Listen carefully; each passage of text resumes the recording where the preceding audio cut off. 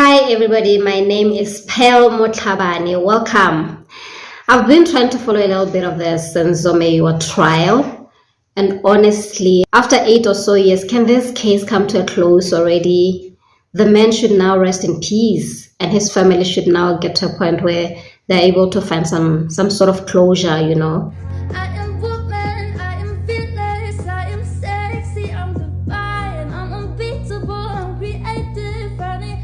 Honestly speaking, my interest was sparked by Miss Zandile Khumalo after that famous letter to the president. It was very, very long, addressed to Cyril Ramaphosa, copying the Chief Justice. I mean, the woman is very bold. The woman is very bold. But after watching a little bit of this trial, I think her attitude on this stand was a bit concerning. It doesn't give to me like a sense of I'm here to give you my honest version of the truth so we can get to the bottom of this type of attitude, you know. It's a bit on the passive-aggressive side, especially with the defense lawyer. She's a confident lady, granted, and obviously she's not deterred by much, but I feel her testimony is not really bringing us any more closer to the killer than before. Just as a sidebar, I'm not sure exactly why Zandi needed a translator. I'm sure she can comprehend the English language quite well. Is it a case of I'm a very proud Zulu woman, therefore I'll stick with my mother tongue type of thing, which is fine? Or is it a case of maybe just wanting to be comfortable, especially if you're going to be recalling events from way, way, way back, which is also fine. But then again, I've realized that she uses Zulu quite a lot on her social media, which makes sense. I mean, if you're comfortable with your mother tongue, why would anyone force you to go there and speak English? I mean, no one needs to be struggling with at the same time trying to remember a sequence of events from 8 years ago. But if her comprehension of the language is just fine, it can also look like another delaying tactic, you know.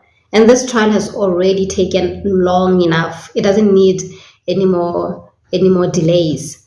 One thing that I found quite impressive though was the level of detail in some of the recollection of the events. It was very impressive by this young lady. You'd actually think it happened a month or so ago. I guess if something traumatic happened to you, it will stay with you. You won't forget that easily. But at the same time, she failed to remember the color of the hoodie that the intruder was wearing. So it became quite a bit contradictory, seeing that she was able to remember some things in such detail. The only part where she lost me a little bit was when she relayed the part where the intruders first came in through the door, and that young man, Longwetwala, who ran off, pushed one of them, kind of like a rugby player. Yeah, she even said like the way rugby players do it. And then they all went in on a scuffle with these intruders, trying to push them towards the kitchen door. At what point did she manage to run to the bathroom? I understand at some point she managed to run to the bathroom.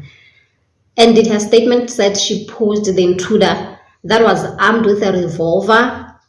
That was so brave, but also not very smart, because when someone walks in trying to threaten you with a gun, how are you going to try and fight them, especially if you know you don't have a gun yourself? Anyway, I'm hoping this time around this case moves at a much better speed than before, and the family can finally find some closure. I'll see you again very soon, my friends. See you soon.